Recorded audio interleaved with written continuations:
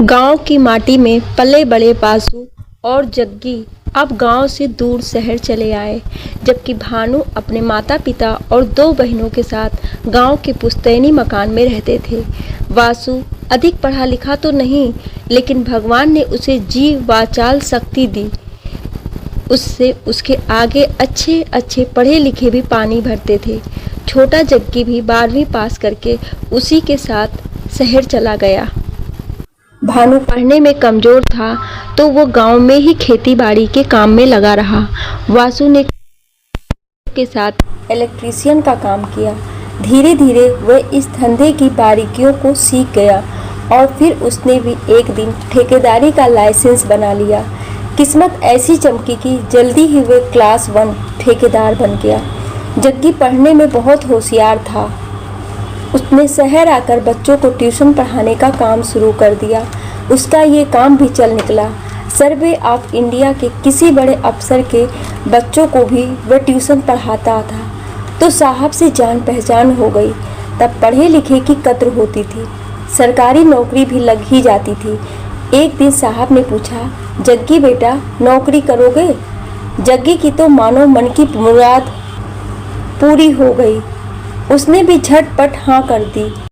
अगले ही रोज से वो सर्वे ऑफ इंडिया में लेखा लिपिक के पद पर काम करने लगा। वासु को बिजली विभाग में दूर दराज के बड़े बड़े काम के ठेके भी मिलने लगे। उसकी पहुंच शहर के बड़े बड़े लोगों तक हो गई। एक छोटे से गांव से इतने बड़े शहर में इतनी जल्दी तरक्की पाकर वासु के तो जैसे हाव भाव ही बदल गए। कभी कभार वह गांव में पिताजी के लिए भी थोड़े पैसे भेज देता था। जग्गी की भी ट्यूशन के साथ साथ नौकरी लगने से आमद में इजाफा हो गया। दोनों लड़कों को अपने पैरों पर खड़ा देख वासु के पिता शर्मानंद ने बड़े बेटे के लिए शादी का रिश्ता ढूंढना शुरू कर दिया। एक जगह बात बन गई, जन्म कुंडली मिलाई गई तो पंडित जी बोले, नारायण हरि सारे गुण मिल रहे हैं यजमान, बस अब तो चट मंगनी पट ब्याह कर दो लड़के का। वासु की उम्र भी शादी के लिए उपयुक्त थी। फिर शर्मानंद को 2 छोटे लड़कों और सबसे छोटी बिटिया की भी शादी की चिंता थी। इसलिए उसके बेटे भानु से वासु को चिट्ठी लिखवाकर उसके लिए रिश्ते की बात तय करने की सूचना भेज दी। वासु तो अब शहर के रंग ढंग में रच बस गया था। उसे गांव की रिश्ते नातेदारी अपनी छोटी लगने लगी। उसने अपने यार दोस्तों और साथी ठेकेदारों में अपनी छवि पैदाइशी अमीरों जैसी बताई हुई थी। इसलिए पिता का पत्र पाकर वह इस बात पर नाराज हो गया कि बिना उसे बताए हुए आखिर उसके लिए रिश्ता ढूंढने की पिताजी की हिम्मत कैसे हो गई। लौटती डाक से ही उसने पिताजी को कड़े शब्दों में पत्र लिखकर भेजा कि उसे गांव से शादी बिल्कुल नहीं करनी है। भविष्य में उसे बिना पूछे इस तरह की गुस्ताखी हरगिज न करने की सख्त चेतावनी भी पत्र में लिखी थी। 1 सप्ताह बाद बेटे का पत्र मिला तो शर्मानंद बहुत खुश हुआ। अनपढ़ शर्मानंद पत्र लेकर घर पहुंचा और उसने भानु को पत्र पढ़ने को कहा। वासु की चिट्ठी मिलने की बात सुनकर माँ कौसी देवी और बहन कुमी बहुत खुश हुई। भानु ने चिट्ठी पढ़ना शुरू किया तो किसी को भी वासु द्वारा चिट्ठी में लिखी गई बातों पर विश्वास ही नहीं हो रहा था। शर्मानंद ने पत्र में लिखी बातें सुनकर माथा पकड़ लिया। माँ ने भानु से चिट्ठी दोबारा पढ़ने को कहा। उसे विश्वास था कि भानु से चिट्ठी पढ़ने में कोई गलती हो रही होगी, लेकिन दोबारा भी चिट्ठी में लिखे शब्दों का हूबहू उच्चारण सुनकर माँ फूट फूट कर रोने लगी। परिवार में किसी की समझ में नहीं आ रहा था कि आखिर वासु की मति को अचानक क्या हो गया है। क्या अब उसे अपने माँ बाप की इज्जत की कोई परवाह नहीं है? 1 सप्ताह ऐसे ही बीत गया। आखिर माँ का मन ना माना। उसने वासु के पिता से कहा, क्यों जी, एक बात कहूँ? शर्मानंद बोले, हाँ कहो। कौसी बोली, तुम एक बार वासु को मनाने उसके पास शहर क्यों नहीं चले जाते? शर्मानंद बोला, हाँ सोच तो मैं भी यही रहा था, लेकिन जेब थोड़ी तंग है। तेरे कहने पर गांठ का पैसा होने वाली बहू के लिए गुलबंद पर लगा दिया।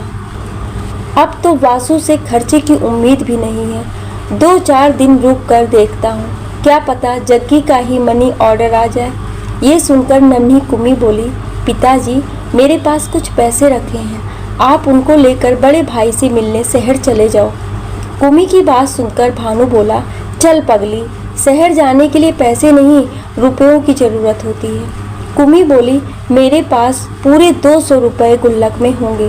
पिताजी तुम चाहो तो इस गुल्लक को तोड़ कर देख लो। कुमी की बात सुनकर माँ बाप की आंखों में आंसू आ गए। पिताजी बोले, रहने दे बेटी, उस मतलबी बेटे के लिए मुझे बेटी का कर्जदार नहीं बनना है। ये सुनकर माँ बोली, बाद में वापस दे देना कुमी के पैसे, घर की ही बात तो है। ऐसी मुसीबत में दिमाग में ऐसी बात नहीं सोचनी चाहिए। मेरे पास भी 101 रुपये पड़े रखे होंगे। मेरी मानो तो तुम कल सुबह की गाड़ी से ही देहरादून निकल जाओ। शर्मानंद बोला, तुम लोग नहीं मानते हो तो ठीक है, मैं कल सुबह शहर चला जाता हूँ, लेकिन कल शनिवार है। शनिवार के दिन घर से बच्चों के पास जाना ठीक नहीं है, इसलिए ऐसा करो, मेरा थैला और जूते अभी घर से बाहर निकाल दो। इससे गिनती शुक्रवार के दिन की ही होगी। कौशी ने झटपट शर्मानंद के जरूरी कपड़े और सामान एक थैले में डाला। दोनों बच्चों के लिए घर के खाने पीने की जरूरी चीज़ें भी दूसरे थैले में पैक कर दिया। शर्मानंद को रात भर नींद न आई। ब्रह्म मुहूर्त में उठकर उसने स्नान ध्यान किया और सुबह की बस से वासु से मिलने वह शहर की ओर निकल पड़ा। वासु ने अपने यार दोस्तों को बताया हुआ था कि उनका परिवार तो अंग्रेजों के समय से ही गांव में मालदार है। गांव में आज भी उनके नौकर चाकर और हलवाए घर और खेती बाड़ी का काम करते हैं। जग्गी को भी उसने यही समझाया था कि कोई पूछे तो ऐसा ही सब कुछ बताया करो। लेकिन वासु नहीं जानता था कि इंसान की पोल जब खुलती है तो उस पर से लोगों का विश्वास उठने में एक क्षण भी नहीं लगता। शाम का समय था।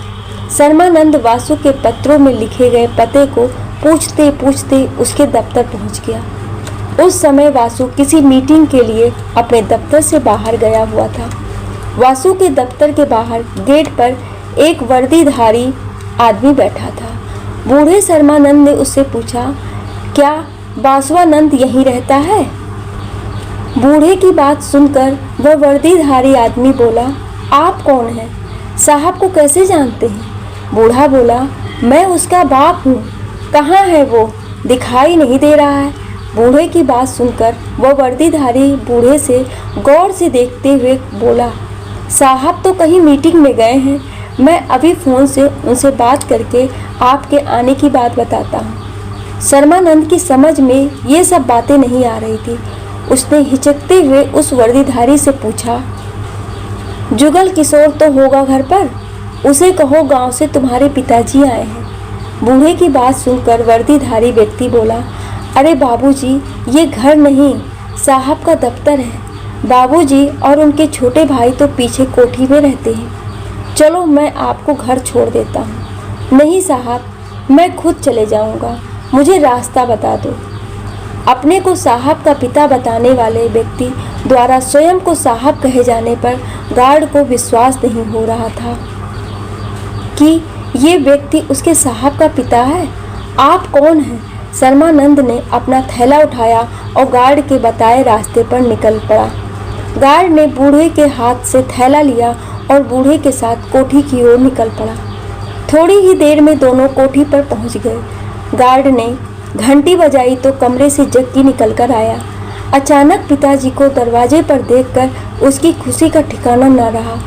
उसने पिताजी के पैर छुए और गार्ड को बैग अंदर ले चलने को कहा। कोठी के अंदर पहुंचते ही शर्मानंद की आंखें चौंधिया सी गई। इतना साफ सुथरा घर उसने जीवन में पहली बार देखा था। गार्ड ने जग्गी से पूछा, साहब जी, क्या बड़े साहब को फ़ोन करके बुला लूं? जग्गी ने उसे तुरंत दफ्तर पहुंचने को कहा। उसके बाद पिताजी को चाय पानी पिलाकर इस तरह अचानक देहरादून पहुंचने का कारण पूछा। बूढ़े शर्मानंद ने डरते डरते बेटे को सारी बात बताई। जुगल किशोर ने बड़े भाई के मामले में हस्तक्षेप करना उचित न समझा। फिर भी पिता को सांत्वना देते हुए वो बोला, शाम को भी साहब से बात करके देख लेना, तब तक आप आराम करो। शर्मानंद घर की हर एक वस्तु को बड़े गौर से देखता और फिर उसके बारे में छोटे बच्चों जैसी जिज्ञासा भाव से जग्गी को पूछता, बेटा ये तो बहुत महंगा होगा। जुगल किशोर हंसते हुए कहता, नहीं पिताजी, कोई खास महंगा भी नहीं है। शाम के करीब 7 बज चुके थे। गार्ड ने गेट से घंटी बजाई तो जग्गी गेट पर पहुंचा। उसके पीछे पीछे बूढ़ा शर्मानंद भी गेट तक पहुंच गया।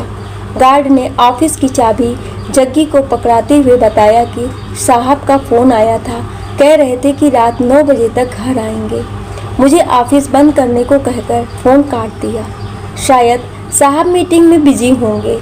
बूढ़े और जुगल किशोर को राम राम कहकर गार्ड अपने घर की ओर निकल गया। शर्मानंद ने जग्गी से पूछा, क्या बात है, वासु देर से क्यों आएगा?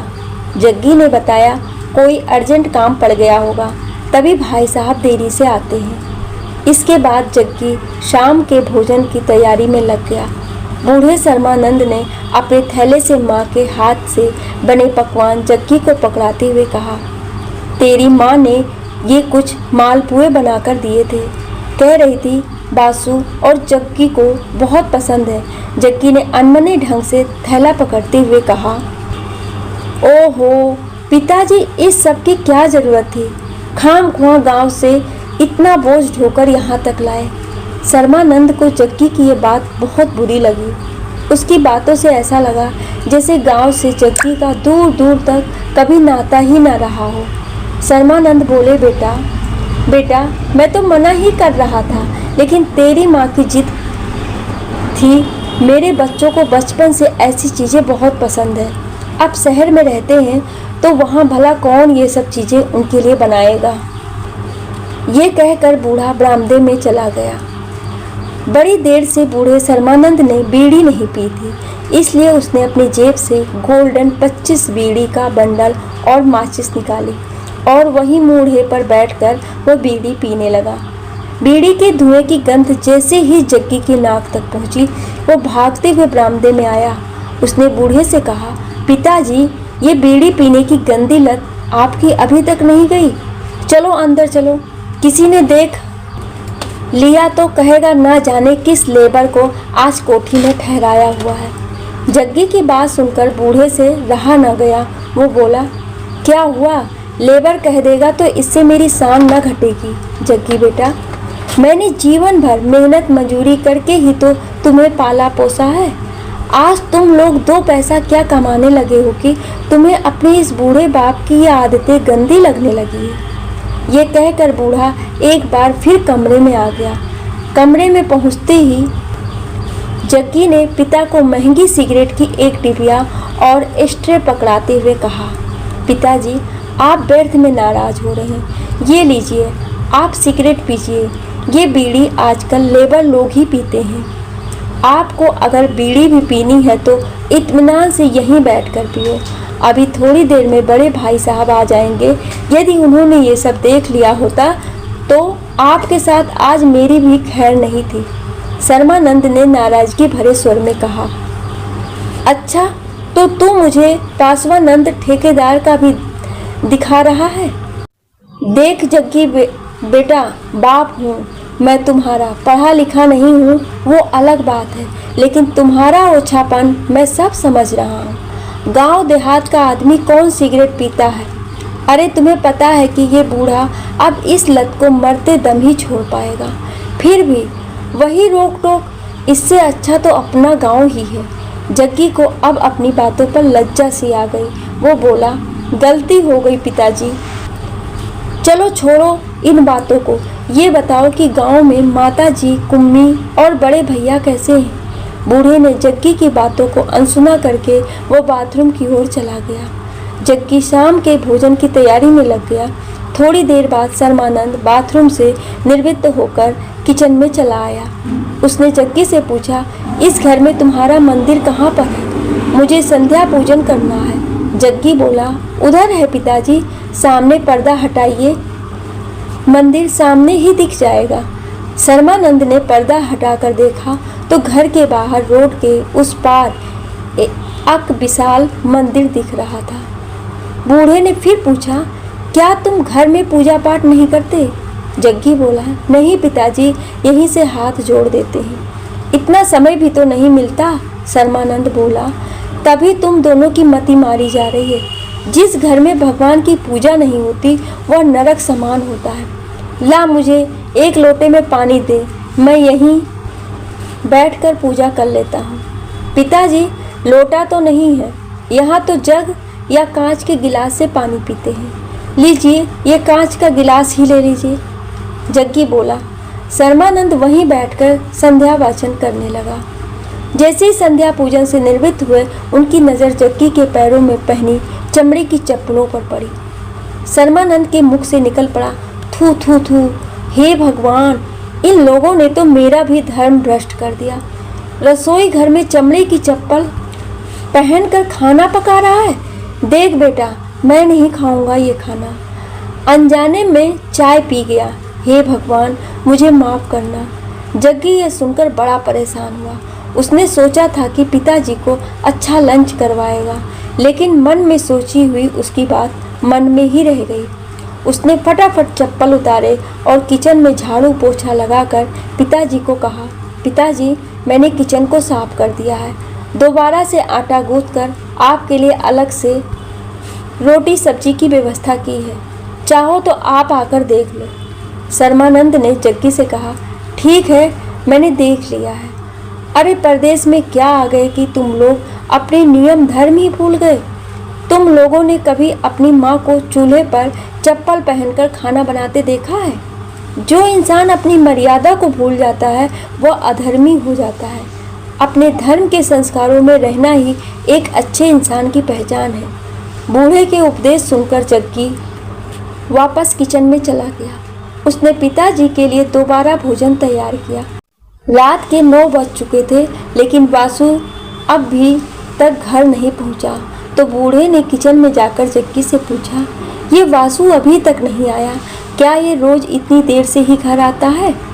जग्गी ने बताया कि भाई साहब तो कभी कभी रात के 2 बजे तक घर पहुंचते हैं, कभी ज़्यादा हो जाती है तो ऑफिस में भी रुक जाते हैं। शर्मानंद ने कहा, अच्छा, तो उसने दारू पीनी भी शुरू कर दी है? जग्गी अब सतर्क हो चुका था, इसलिए उसने पिताजी की बात का जवाब न देकर उनसे पूछा, आप सुबह से भूखे प्यासे हैं, इसलिए आप खाना खा लो। खाना परोसने से पहले उसने पिताजी से पूछा, आपके लिए खाना टेबल पर परोस दूं या बिस्तर पर बैठकर ही खाना खा लेंगे? बूढ़े ने जवाब दिया, सोचा था बहुत दिनों बाद बेटों से मुलाकात हो रही है, बैठकर एक साथ भोजन करेंगे, लेकिन उसे अपने बाप से मिलने की भी फुर्सत कहाँ है। ऐसा कहकर मेरे लिए यहीं रसोई में ही कोई चटाई बिछा दे, यहीं बैठकर मैं गर्मा गर्म 2 फुलके खा लूँगा। जग्गी ने ठीक है कहकर तुरंत वहीं पर पिताजी के लिए चटाई बिछा दी और अपने हाथों से पिताजी को गर्मा गर्म भोजन परोसा। खाना खाते खाते शर्मानंद बोले, खाना तो आप बहुत अच्छा बना लेते हो जग्गी, घर से दूर रहकर चलो ये तो सीखा तुमने। जग्गी बोला, हाँ, काम चलाने लायक बना ही लेता हूँ पिताजी। भोजन करने के बाद शर्मानंद ने बैठक में जाकर एक बीड़ी सुलगाई और बीड़ी पीकर फिर बरामदे में टहलने लगा। इस बीच वासु का फ़ोन आया कि उसे आज मीटिंग में देर हो जाएगी, इसलिए वो भोजन कर ले। जग्गू ने वासु को पिताजी के आने की सूचना दी तो वासु ने गुस्से में फ़ोन ही काट दिया। जग्गी ने 10 बजे तक वासु का इंतज़ार किया और उसके बाद उसने वासु का भोजन पैक कर के टिफिन में रख दिया और खुद भी भोजन करने लगा। शर्मानंद ने जग्गी से पूछा, क्या बात, वासु अभी तक क्यों नहीं आया? क्या आज वो रात भर काम पर ही रहेगा? जग्गी बोला, शायद आज कुछ ज़्यादा ही काम होगा भाई साहब को। शर्मानंद ने एक लंबी सी सांस लेते हुए कहा, चलो ठीक है बेटा, आज तक सुना ही था कि बाप बड़ा ना भैया, सबसे बड़ा रुपया। आज देख भी लिया, तू खाना खा। और हाँ, मैं सो रहा हूँ, आज वैसे ही सोने में देर हो चुकी है। गांव में तो 8 बजे खाना खाकर इस समय में 4 नींद सो जाता था। जग्गी ने पिताजी का बिस्तर तैयार कर दिया। शर्मानंद सुबह से थका हुआ था, इसलिए उसे नींद जल्दी आ गई। जग्गी ने भोजन करने के बाद घर का काम समेटा और फिर वो भोजन का टिफिन लेकर वासु के दफ्तर की ओर जाने लगा। जैसे ही उसने बाहर जाने के लिए घर का गेट खोला, शर्मानंद की आंख खुल गई। वह बोला, कहाँ जा रहे हो जग्गी? क्या वासु आ गया? जग्गी बोला, जी नहीं पिताजी, भाई साहब का फ़ोन आया था, शायद उन्हें देर हो जाएगी दफ्तर में, इसलिए उनका खाना वहीं पहुंचा कर आता हूँ। आप आराम करो, मैं 10 मिनट में आया। शर्मानंद बोला, ऐसा भी क्या काम उसके पास जो वो खुद आधे घंटे के लिए भी अपने बाप से मिलने नहीं आ सकता? 2 मिनट रुक, मैं अपनी धोती पहन लूँ, फिर मैं भी तेरे साथ चलूँगा। वो बड़ा आदमी हो गया है तो मैं ही उसे लाड साहब से मिलने आता हूँ। जहाँ 4 किलोमीटर दूर से चलकर आया हूँ, एक फरलांग और सही। ये कहकर बूढ़े ने अपनी धोती कुर्ता पहना और हाथ में लाठी पकड़कर वो जग्गी के साथ चलने को तैयार हो गया। जग्गी ने समझाना चाहा कि इतनी रात में आप वहाँ कहाँ जाओगे, भाई साहब से सुबह मुलाकात कर लेना, लेकिन बूढ़े बाप ने जिद ठान ली थी कि मैं अभी वासु से मिलूँगा। जग्गी की समझ में नहीं आ रहा था कि वो क्या करे। भाई साहब इस समय होश में ना होंगे, मुझे तो बुरा भला कहेंगे ही, लेकिन अगर पिताजी ने उन्हें इस हालत में देख लिया तो अनर्थ हो जाएगा। जग्गी के सामने आगे कुआं पीछे खाई जैसी स्थिति थी। आखिर उसने घर से बाहर कदम निकाल ही लिए। शर्मानंद भी उसके पीछे पीछे चल दिया। दफ्तर के बाहर पहुंचते ही उसने हाथ जोड़कर धीरे से पिताजी से कहा, पिताजी आप भाई साहब से कुछ न कहना, नहीं तो आज बहुत बड़ा बवाल हो जाएगा। अच्छे आदमियों को इन शराबियों के मुंह नहीं लगना चाहिए। अपनी इज्जत अपने हाथ में है। शर्मानंद की समझ में नहीं आ रहा था कि आखिर जग्गी उसे ये सब क्यों कह रहा है। क्या मैं नादान हूँ या फिर इनका बाप ना होकर कोई बाहरी व्यक्ति हूँ? जग्गी ने धीरे से दरवाज़ा खटखटाया।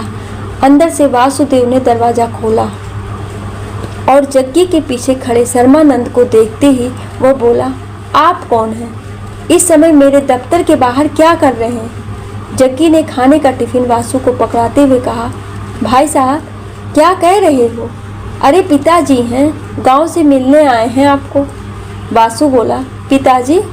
अरे किसके पिताजी? हमारे पिताजी इस समय गांव में अपने महल में सो रहे होंगे। लगता है पी मैंने है और नशा तुझे हो गया है जग्गी मेरे भाई। वासु को इस स्थिति में देखकर बूढ़े का पारा 7वें आसमान पर चढ़ गया। बूढ़े ने अपनी लाठी फटकारते हुए कहा, अरे निर्लज्ज, शराब के नशे में अपने बूढ़े बाप को भी नहीं पहचान रहा है। बूढ़े की कड़कती आवाज़ सुनकर 2 अन्य नौजवान भी वासु के दफ्तर से बाहर दरवाजे तक पहुंच गए। उन्होंने वासु के हाथ से टिफिन लिया और वासु से बूढ़े का परिचय जानने के लिए पूछा, कौन है ये बूढ़ा? रात में यहाँ क्यों ठेकेदार साहब को परेशान कर रहा है? उनकी ये बात सुनकर शर्मानंद गुस्से से आग बबूला हो गया। वो बोला, क्या बात करने की तमीज़ नहीं सिखाई तुम्हारे माँ बाप ने तुम्हें? अपने पिता तुल्य इंसान से ऐसी अभद्र भाषा में बात करते हो, पर तुम्हें कहूँ भी तो किस मुँह से? जब अपना ही सिक्का खोटा है तो दूसरे को क्या कहें? वासु ने अपने यार दोस्तों से अपने घर की स्थिति ठाट बाट वाली बताई हुई थी। बूढ़े की बात सुनकर दोनों युवकों ने समझा कि शायद ये व्यक्ति वासु के साथ काम करने वाला कोई मजदूर होगा। उन्होंने वासु को कहा, सर इसका जो भी हिसाब है इसे देकर चलता करो, खामख्वाह पार्टी का मजा किरकिरा कर रहा है। ये सुनकर वासु बोला, अरे इनसे मुझे कुछ लेना देना नहीं है, ना जाने माताजी ने इनको यहाँ क्यों भेज दिया। पहले गांव में परेशान करते थे, अब यहाँ भी मुझे चैन से नहीं जीने दे रहे हैं। शर्मानंद ने इतना सुना तो वह गुस्से से तमतमा हुआ बोला, होश में रह नालायक, बेशर्मी की भी हद होती है। 2 पैसे क्या कमाने लगा कि अपनी औकात ही भूल गया। वासु से अब रहा ना गया। वह गुस्से में तमतमाता हुआ अंदर गया अपने हाथ में 100-100 रुपए की 2 गड्डियाँ लेकर उसने जग्गी के हाथ में पकड़ाते हुए कहा, ये लो 20,000 और दफा कर इनको मेरे सामने से। ये कहते हुए उसने अपने दोस्तों को अंदर चलने को कहा और फिर दफ्तर का दरवाज़ा बंद करने लगा। शर्मानंद ने उसका गिरेबान पकड़कर कहा, थू है तेरे इन कागज़ के कलदारों पर, तू बड़ा आदमी बन गया, बहुत अच्छी बात है, लेकिन एक बात कान खोलकर सुन ले, आज के बाद ना मैं तेरा बाप और ना तू मेरा बेटा। जग्गी के हाथ से रुपयों की गड्डी छीनते हुए उसने वासु के चेहरे पर दे मारी। उसके बाद वहां से शर्मानंद सीधे कमरे की ओर निकल गया। जग्गी भी बड़े पिता के पीछे पीछे की ओर चल आया। घर पहुंचते ही बूढ़े ने जग्गी से कहा, मेरा थैला दे जग्गी बेटा, अब मैं एक पल भी इस नरक में नहीं रह सकता। जग्गी ने पिता को हाथ जोड़ते हुए कहा, पिताजी मैंने आपको पहले ही वहां चलने के लिए मना किया था। भाई साहब का ऊंची सोसाइटी के लोगों के साथ रोज का ही उठना बैठना है। अक्सर वे जब भी ज़्यादा पी लेते हैं अपने दफ्तर में ही सो जाते हैं। उन्होंने आपसे जो भी कहा वह बहुत गलत था, पर शराब और पैसा चीज़ ऐसी है जो मान मर्यादा न देखकर स्टेटस देखते हैं। मैंने तो आपको कुछ नहीं कहा, इसलिए मेरे कमरे से आधी रात में लौट कर ना जाइए। सुबह होते ही मैं आपको गांव की बस में बिठा दूंगा। रात बहुत हो चुकी थी। शर्मानंद को अपने आप पर बहुत क्रोध आ रहा था कि आखिर वह यहाँ आया ही क्यों। उसकी इच्छा गांव से शादी करने की नहीं थी तो ना सही, कम से कम बाप बेटे का रिश्ता तो बना रहता। जग्गी के बार बार समझाने पर भी उसकी हट के कारण बात और अधिक बिगड़ गई। अब घर जाकर घरवाली को क्या जवाब दूंगा। कुमी कितना खुश थी मेरे घर से यहाँ आते समय। ये सोच सोचकर बूढ़ा जग्गी के सामने फूट फूट कर रोने लगा। जग्गी का मन भी इस घटना से बहुत खिन्न हुआ। वह सोच रहा था कि पहली बार पिताजी घर से हमारे पास यहाँ आए और उनके साथ जो सलूक हुआ वो बहुत बुरा हुआ। पर मैंने तो इन्हें रोकने का पूरा प्रयास किया, लेकिन मेरी इस घर में मानता कौन है। फिर उसने पिताजी को समझाया, आप तो जानते हैं शराब पीकर आदमी अपना विवेक खो देता है। देखना सुबह भाई साहब खुद आपसे माफ़ी मांगने पहुंच जाएंगे। शर्मानंद बोला, आज से उसका और मेरा नाता ख़त्म हो गया है। तू कहता है तो मैं रात में यहाँ रुक जाता हूँ, पर सुबह 6 बजे की बस में मुझे बिठा कर आ जाना। जग्गी ने सोचा, चलो अभी तो पिताजी मान गए, सुबह तक क्या पता गुस्सा कुछ कम हो जाए। इसके बाद थोड़ी देर सामान्य बातचीत के बाद दोनों एक ही कमरे में सो गए। शर्मानंद रात भर करवटें ही बदलता रहा। उसे अपने गांव की वर्षों पुरानी निवाड़ की खटिया में जैसी नींद आती थी, वह इस महंगे बिस्तर पर नहीं आई। सुबह 5 बजे किसी ने गेट खटखटाया तो जग्गी की नींद खुली। उसने जाकर गेट खोला तो देखा वासु गेट पर खड़ा है। दोनों भाई अंदर आ गए। वासु सीधे दूसरे कमरे में चला गया, जबकि जग्गी किचन में जाकर तीनों के लिए चाय बनाने लगा। शर्मानंद की नींद तो पहले से ही खुली थी।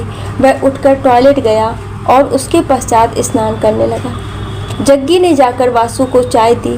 वासु ने जग्गी से कहा, जग्गी भाई, कल मैंने शराब के नशे में पिताजी को ना जाने क्या क्या कह दिया।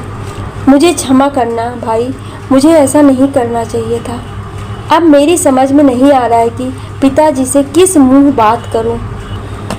जग्गी ने भी वासु की ही गलती मानते हुए कहा, आपको ऐसा हरगिज़ नहीं करना चाहिए था। जब आपको गार्ड ने और मैंने पिताजी के आने की सूचना दे दी थी तो क्या ज़रूरत थी कल इतनी शराब पीने की। पिताजी पहली बार यहाँ आए और आपने उनका इतना अपमान किया कि वह तो रात में ही यहाँ से घर वापस जाने वाले थे। बेचारे कितने दुखी थे। मैंने किसी तरह उनको रात में मनाया। जग्गी की बात सुनकर वासु बोला, क्या मैंने उन्हें ज़्यादा ही बुरा भला कह दिया था? मुझे तो होश नहीं था, इसलिए सारी बात याद भी नहीं है। जग्गी बोला, आपके साथ साथ आपके साथियों ने भी पिताजी से बुरा सलूक किया। मैं तो आपकी आदतों से वाकिफ़ हूँ, लेकिन पिताजी को तो ये सब मालूम नहीं। वासु ने पूछा, क्या अभी पिताजी सोए हैं? जग्गी बोला, अब तक सोए तो कहाँ होंगे, कह रहे थे सुबह 6 बजे की बस में वापस चला जाऊँगा। इतनी देर में शर्मानंद ने स्नान एवं पूजा पाठ कर ली। जग्गी चाय लेकर उनके पास पहुंचा। अभी दोनों चाय पी ही रहे थे कि वासु भी सर झुकाए दबे पांव उस कमरे में पहुंच गया। पिताजी के पैर छूकर जैसे ही उसने प्रणाम करना चाहा, बूढ़े ने उसे डांटते हुए कहा, आप कौन हैं? मैंने आपको पहचाना नहीं। वासु का चेहरा शर्म से लाल हो गया। उसने पिताजी के पैर पकड़ लिए। वो बोला, पिताजी, कल मुझसे जिंदगी की सबसे बड़ी भूल हो गई। मैंने नशे में आपको जो बुरा भला कहा उसके लिए आपसे माफ़ी मांगने आया हूँ। शर्मानंद बोला, ठेकेदार वासवानंद, तू ये समझ, कल ही तेरा बाप शर्मानंद तेरे लिए मर गया। अब तेरा मेरा कोई संबंध नहीं। शर्मानंद गरीब जरूर है, लेकिन उसकी इज्जत तुझ जैसे शराबी कबाबी से अभी भी कहीं अधिक है। दूर चले जा मेरी नज़रों से। मैंने दिल पर पत्थर रखकर कल रात से यह मान लिया कि अब मेरे 2 ही बेटे हैं। ऐसे नालायक बेटे का होना ना होना एक समान है। पिता की बातों में सत्यता थी। वासु अब होश में था, इसलिए उसे पिता की कही गई कठोर बातों में भी अपनापन नजर आ रहा था। वह पिता के पैरों में गिरते हुए बोला, पिताजी, एक आखिरी मौका और दे दीजिए मुझ नालायक को सुधरने का। फिर कभी ऐसी गलती करूं तो आपकी जूती मेरा सर होगा। जग्गी इस बात का गवाह है। शर्मानंद बोला, बेटा, बहुत घमंड है ना तुझे अपने पैसों का। अब देख, आज से तू जहाँ जहाँ जाएगा ये बूढ़ा अनपढ़ गंवार मजदूर तेरे साथ साथ आकर हर किसी को बताएगा कि मैं ही इस नालायक वासवानंद का पिता हूँ। देखता हूँ तेरी किन किन लोगों से संगत है और कौन कौन मुझे तेरा बाप मानने से इनकार करता है। वासु ने विरोध में एक भी शब्द नहीं कहा। आज उसे देखकर ऐसा लग रहा था जैसे उसके जैसा आज्ञाकारी बेटा इस कलयुग में कोई पैदा ही नहीं हुआ है। बूढ़े ने चाय पी और फिर जग्गी से पूछा, सच बता जग्गी, ये किसका कमरा है? जग्गी बोला, कमरा तो मैंने ही किराए पर लिया है। भाई साहब तो अधिकतर अपने काम से बाहर ही रहते हैं। कभी रात बेरात देर सवेर इधर मेरे हाल समाचार पूछने आ जाते हैं। शर्मानंद ने कहा, फिर तो ठीक है। अब मैं आज नहीं कल वापस घर जाऊंगा। इस बेशर्म को तो घर की इज्जत का ध्यान नहीं है, पर इस तरह मैं आज ही घर लौट गया तो आस पड़ोस में क्या जवाब दूंगा। जग्गी पिताजी इस निर्णय से बहुत खुश हुआ। उसे पता था कि जैसे जैसे समय बीतेगा पिताजी की नाराजगी भी कम होती जाएगी। वासु फिर चुपचाप दूसरे कमरे में चला गया।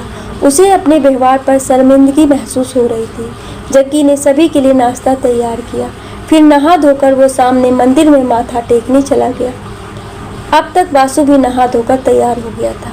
जग्गी ने मंदिर से आने के बाद सभी के लिए नाश्ता परोसा, लेकिन वासु के पिताजी के सामने आने की हिम्मत नहीं हो रही थी। जग्गी ने जानबूझकर वासु को आवाज़ लगाते हुए कहा, भाई साहब, नाश्ता तैयार है। पिताजी नाश्ते के लिए आपका इंतज़ार कर रहे हैं। वासु सर नीचे करके सामने लगे सोफे पर बैठकर नाश्ता करने लगा। शर्मानंद ने वासु से तो कुछ नहीं कहा, लेकिन तीनों ने एक साथ बैठकर भोजन अवश्य किया। जग्गी ने आज ऑफिस की छुट्टी कर ली थी, जबकि वासु नाश्ता करके अपने दफ्तर चला गया। थोड़ी देर बाद जग्गी पिताजी को बाजार घुमाने ले गया। वहाँ से उसने अपनी माँ, छोटी बहन और बड़े भाई भानु के लिए कपड़े खरीदे। उसने हनुमान चौक की एक दुकान से गांव के लिए कुछ ज़रूरी सामान भी खरीद लिया। इसके बाद दोनों वापस कमरे पर आ गए। वासु आज दफ्तर से जल्दी कमरे पर पहुंच गया। अब तक वासु ने दोपहर के भोजन की व्यवस्था कर ली थी। शर्मानंद ने देखा एक शराबी में इतनी जल्दी बदलाव। ये देखकर वो दंग रह गया। जैसे ही वो बैठक की ओर गया, वहाँ उसने देखा कि वहीं 2 युवक बैठे हुए हैं जो कल रात उसे लेबर समझकर उसकी तौहीन उड़ा रहे थे। दोनों ने बूढ़े के पांव छुए तो शर्मानंद ने पूछा, आप कौन हैं? मैंने आपको पहचाना नहीं। उन दोनों ने सर झुकाकर शर्मानंद से एक स्वर में कहा, अंकल जी, हम वासवानंद जी के दोस्त हैं। कल रात हमसे जो भी गलती हुई उसके लिए आपसे क्षमा मांगने आए हैं। आप हमारे दोस्त के पिता हैं तो हमारे भी पिता तुल्य हैं। प्लीज़ हमें माफ़ कर दो। बूढ़े ने उन दोनों को घुड़कते हुए कहा, ये बात तो तुम्हें कल ही सोचनी चाहिए थी। मान लो कि मैं वासवानंद का पिता नहीं हूँ, तो क्या किसी बड़े बुजुर्ग मजदूर का ऐसा ही अपमान करते हो तुम लोग? यही शिक्षा और संस्कार मिले हैं तुम लोगों को। दोनों युवकों को बड़े बूढ़े की बात सुनकर अपने पढ़े लिखे होने पर लानत सी महसूस हुई। वे बोले, अंकल जी, दरअसल ये हमारी शिक्षा प्रणाली का ही दोष है, जहाँ नैतिक मूल्यों की जगह धन और धनाढ्य का ही सम्मान करना सिखाया जाता है। दरअसल कल हमारे दोस्त वासवानंद को पूरे 10 करोड़ का एक ठेका मिला, तो सोचा थोड़ा सा जश्न मना ले। शराब के नशे में हमसे जो भी भूल चूक हुई है, हमें माफ़ कर दीजिए। भविष्य में ये हमारे लिए एक सबक होगा। शर्मानंद ने उन्हें चेतावनी भरे लहजे में कहा, ठीक है, आइंदा ऐसा ना हो। अपने से बड़ों की कद्र करोगे तो 10 करोड़ क्या 10 अरब के ठेके भी मिलेंगे, लेकिन पैसे के घमंड में अपनों का अपमान करोगे तो हमने बड़े बड़ों को भीख मांगते भी देखा है। बूढ़े से माफ़ी मांगकर जैसे ही दोनों ने जाने की अनुमति चाही, शर्मानंद बोला, खाना खाकर जाना बेटा, और हाँ, मेरी बात का बुरा ना मानना। तुम दोनों अच्छे घर के लगते हो। ये नशे की लत छोड़ दो, इसमें कुछ नहीं रखा है। ठीक है अंकल जी, कहकर दोनों ने पैर छूकर बूढ़े को प्रणाम किया और वहाँ से विदा हो गए। इसके बाद वासु ने दोपहर का भोजन परोस दिया। वासु जितना अधिक बूढ़े के नज़दीक आ रहा था, दिल में उसके प्रति क्रोध धीरे धीरे कम होता जा रहा था। भोजन करते समय बूढ़े ने जग्गी से पूछा, ये खाना किसने तैयार किया है जग्गी? जग्गी बोला, क्यों, ठीक नहीं बना है क्या? वासु सिर नीचे किए हुए अब भी मौन था। उसे पता था कि उसकी दूसरी गलती से भी पर्दा उठने वाला है। भोजन का पहला कौर मुंह में डालते ही शर्मानंद बोला, भोजन बहुत अच्छा बना है, ऐसा भोजन कोई मर्द नहीं बना सकता। ये तो किसी सुसंस्कारी गृहिणी के हाथ से बना भोजन लगता है। वासु के समझ में नहीं आ रहा था कि पिताजी को कैसे पता चल गया कि ये भोजन किसी महिला ने बनाया है। कहीं जग्गी ने पिताजी को कोई संकेत तो नहीं दे दिया। जग्गी ने पिताजी के तर्क पर प्रश्न चिन्ह लगाते हुए कहा, क्या रात का भोजन अच्छा नहीं बना था पिताजी? अच्छा बना था, लेकिन इतना अच्छा नहीं, शर्मानंद ने जवाब दिया।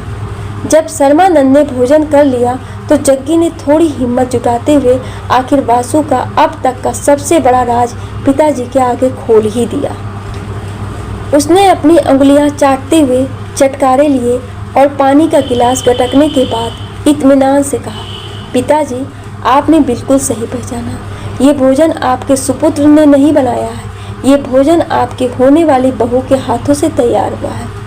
बूढ़े को जग्गी द्वारा कही गई बात मजाक प्रतीत हुई। वो बोला, हाँ, आजकल समाज में ऐसा भी चल रहा है, बच्चे चुपचाप शादी कर देते हैं। माँ बाप को तब पता चलता है जब नाती पोते हो जाते हैं। ये सुनकर जग्गी का भय कुछ कम हुआ। आखिर उसने पिताजी को सच बताना ही उचित समझा। वो बोला, अभी बात इतनी आगे तो नहीं बढ़ी है, लेकिन आपके बड़े बेटे ने अपने लिए जीवन संगनी ढूंढ ली है। ये भोजन आपकी होने वाली बहू ने ही तैयार किया था। आपकी इजाज़त हो तो सामने पड़ोस वाला मकान उनके मामा लोगों का ही है। शाम को ही उनके घर जाकर आप भी एक बार होने वाली बहू को देख लें। 4-5 महीने से वह उनके साथ ही रहती है। MKP कॉलेज में कोई कोर्स करने गांव से आई है। धूमाकोट के आसपास के किसी गांव की रहने वाली है। उनके भाइयों से आज सुबह आप मिल ही चुके हैं। शर्मानंद ने अपने गुस्से को काबू में रखते हुए कहा, जो अपने मन का मालिक है, जिसके लिए माँ बाप का होना ना होना बराबर है, उसने रिश्ता भी ऐसे ही लोगों के घर में तो किया होगा। जग्गी बोला, आप भी तो भाई साहब के लिए किसी रिश्ते की बात करने के लिए कह रहे थे। शादी तो करनी ही है, इस रिश्ते की भी जांच परख कर लो। क्या पता आपको भी उनका घर परिवार पसंद आ जाए, तो इसमें हर्ज क्या है। शर्मानंद ने जग्गी की बात सुनी तो उसे भी उसकी बात ठीक लगी। उसने मन ही मन सोचा, आजकल के बच्चों को कोई भरोसा भी तो नहीं। हमारे ना कहने से भी यदि उन्होंने शादी कर ली तो इसमें बेइज्जती तो शर्मानंद की ही है। जैसी हवा चल रही है उसमें अब पुराने रीति रिवाजों का टिकना बहुत कठिन है। फिर भी बूढ़े ने जग्गी से कहा, इससे कह दो पहले जन्म कुंडली मिलाई जाएगी, फिर बात आगे बढ़ाई जाएगी। लड़की देहरादून में पढ़ लिख रही है तो घर परिवार तो ठीक ही होगा। ऐसे शराबी को देखकर भी यदि उसके भाई अपनी बहन की शादी इससे करवाना चाहते हैं तो ये उनकी मर्जी है। ये सुनकर वासु की अब तक अटकी हुई सांस दिल तक पहुंच गई। एक संभावित कलह को जग्गी ने जिस तरह आसानी से सुलझा दिया वह एक भाई ही अपने भाई के लिए कर सकता है। उसने जग्गी को दूसरे कमरे में बुलाया। फिर शाम की तैयारी के लिए दोनों के बीच विचार विमर्श हुआ। जग्गी पिताजी को नाई की दुकान पर ले गया। नाई ने बूढ़े के बाल काटकर उनकी हजामत की। वासु पिताजी के लिए नई धोती कुर्ता, टोपी व जूते खरीद कर ले आया। लड़की के घर वालों को संदेश भिजवा दिया गया कि शाम को वासु के पिताजी होने वाले बहू को देखने आ रहे हैं। लड़की के मामा लोगों ने लड़की के गांव में फ़ोन करके संदेश भिजवा दिया कि जमरिया के शर्मानंद जी अपने बड़े लड़के के लिए ज्योति की बातचीत करने आ रहे हैं। इस पर लड़की के पिताजी ने स्वीकृति देते हुए कहा कि उनके लड़के के लिए तो हम लोगों ने लड़की की जन्म कुंडली पहले से ही भेजी हुई है। जन्म कुंडली मिल भी चुकी है, बस रिश्ते के लिए लड़के की हाँ करने की देरी। शर्मानंद का परिवार अच्छा है, वह बड़े नेक और सज्जन व्यक्ति हैं। हो सकता है उनको पता चला हो कि लड़की भी देहरादून में अपने मामा के घर से पढ़ाई कर रही है। अच्छा होगा लड़का लड़की भी एक दूसरे को देख लेंगे। मामा जी बोले, जीजा जी लड़का लड़की पहले से ही एक दूसरे को जानते हैं। नया जमाना है, अब पुराना समय थोड़ी ही है। चलो ये भी ठीक हुआ कि आप भी उनसे परिचित हैं, वरना कहते कि मुझसे पूछे बिना रिश्ता तय कर दिया। शाम को शर्मानंद, वासु एवं जग्गी अपने पड़ोस में रहने वाले हुकुमदेव उनियाल के घर पहुंच गए। हुकुमदेव ने बड़ा आलीशान मकान बनवा रखा था। घर पहुंचते ही पहाड़ी रीति रिवाज से शर्मानंद एवं दोनों लड़कों की खातिरदारी हुई।